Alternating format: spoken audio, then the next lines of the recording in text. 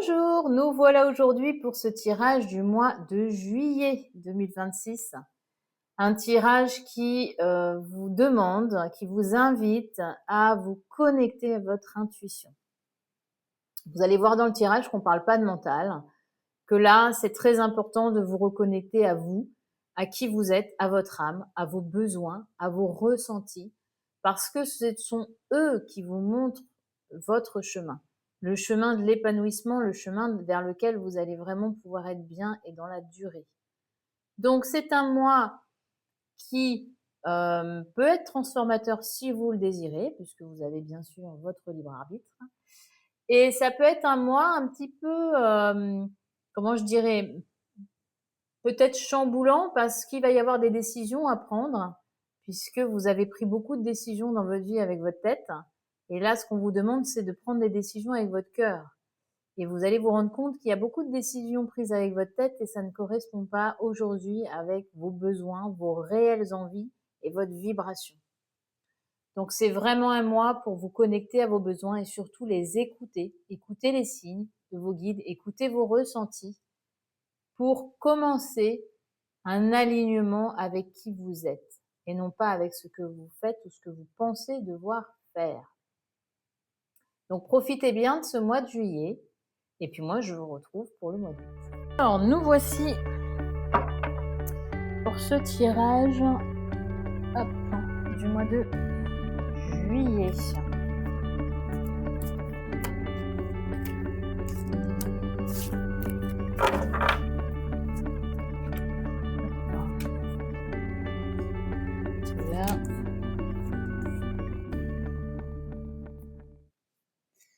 Alors, l'énergie du mois de juillet.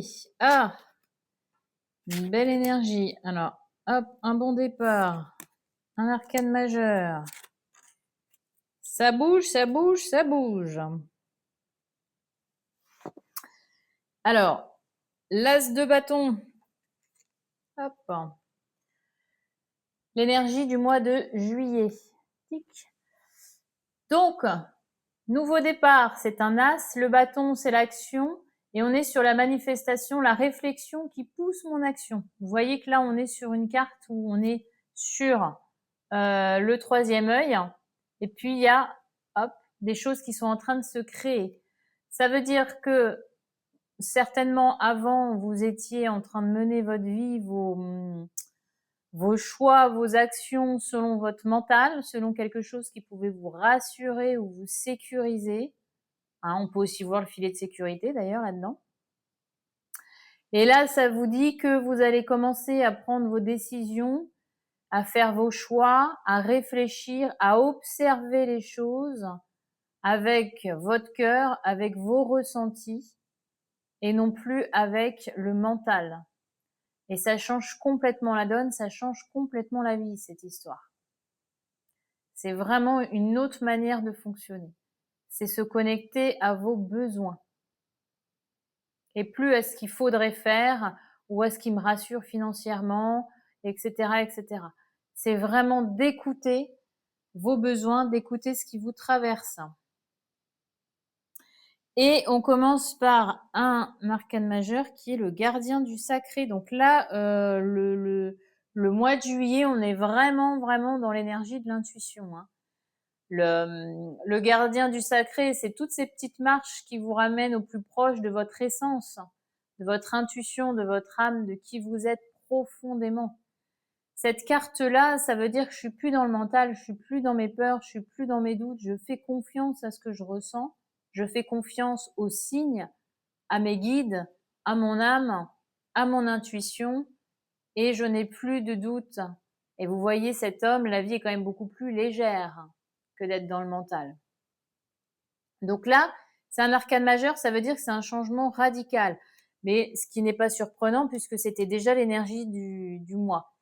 Donc, je pense que vraiment, ce mois de juillet, vous allez apprendre, peut-être aussi parce que vous êtes en vacances et vous allez être plus posé, je ne sais pas. Mais c'est un mois où vous allez plus réussir à vous écouter, à écouter vraiment ce qui vibre en vous, ce qui résonne, ce qui prend du sens, pour pouvoir observer la vie autrement. Donc, changer vraiment de paradigme. Une fois qu'on est dans cette énergie-là, une fois qu'on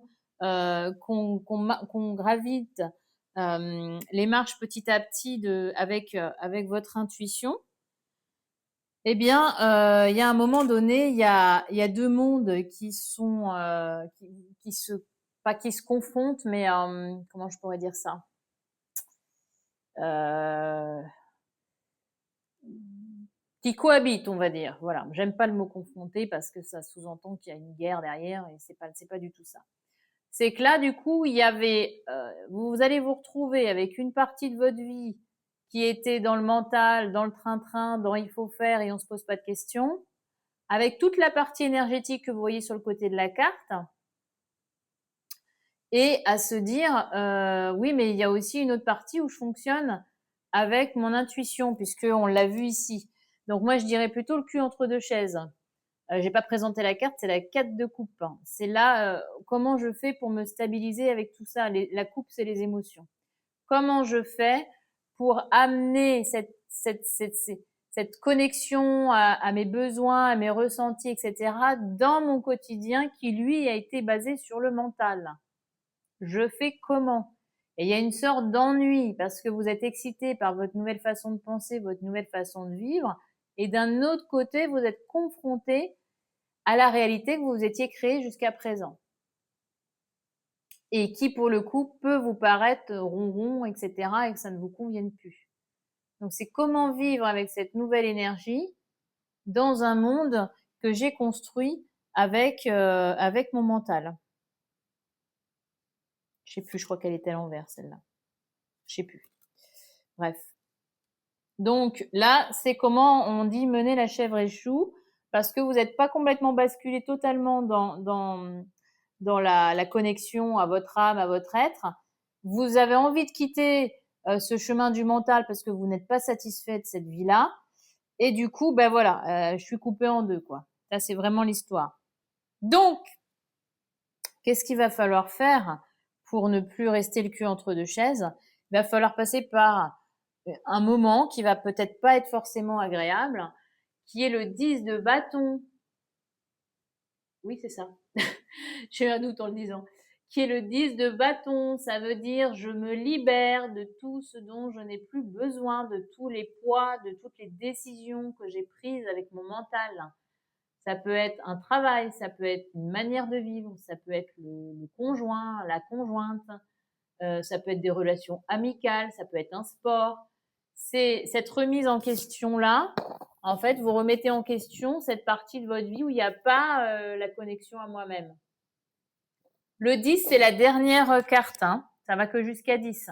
Donc, ça veut dire que vous êtes prête à changer les choses et à prendre, à changer ces choix de vie que vous avez fait avec votre mental pour pouvoir les mettre avec l'intuition. Pour qu'ils vous correspondent vraiment avec le cœur et qu'ils vous fassent vibrer et plus le train-train parce que ça me rassure, etc. Donc, il va falloir passer, mais cette carte, elle est à l'envers, donc je pense que vous avez déjà dû commencer, tout du moins dans votre tête. Vous savez déjà les choix qu'il faut faire, vous savez déjà tout ça. Là, il y a maintenant, le bâton, c'est l'action. Donc, en fait, ce que ça veut dire, c'est que ces poids-là, vous savez déjà de quoi je parle. Vous savez déjà en quoi ça consiste et quel sujet de votre vie est concerné. Parce que sinon, il aurait été à l'envers. Vous êtes déjà en conscience, mais on voit hein, le cheminement qui s'est fait. Le mois de mai, c'était calme. Le mois de juin, ça secoue. On voit l'évolution et il y a une logique hein, dans tout ça. Et tant que ce tri n'a pas été fait, ces changements n'ont pas été faits, vous ne pouvez pas avancer. Vous voyez, là, on est sur un arcane majeur, on est sur le chariot, il est à l'envers, votre chariot, là. Vous pouvez pas avancer si vous êtes sur le dos. C'est comme la tortue. Pourquoi? Bah parce que le chariot, c'est la même énergie, c'est le cul entre deux chaises. C'est-à-dire, si vous avez un cheval qui part à gauche et un cheval qui part à droite, vous pouvez pas avancer. Il va bien falloir que les deux s'accordent à aller dans le même sens pour que votre carriole, elle avance. Donc, qu'est-ce que c'est, ça? Le cheval blanc, le cheval noir, c'est quoi? Ça, c'est mes besoins, mon intuition, et ça, c'est mes peurs, c'est le mental. Donc, il va falloir que les deux se mettre d'accord, que vous mettiez des choses cohérentes en place dans votre vie pour que vous soyez alignés.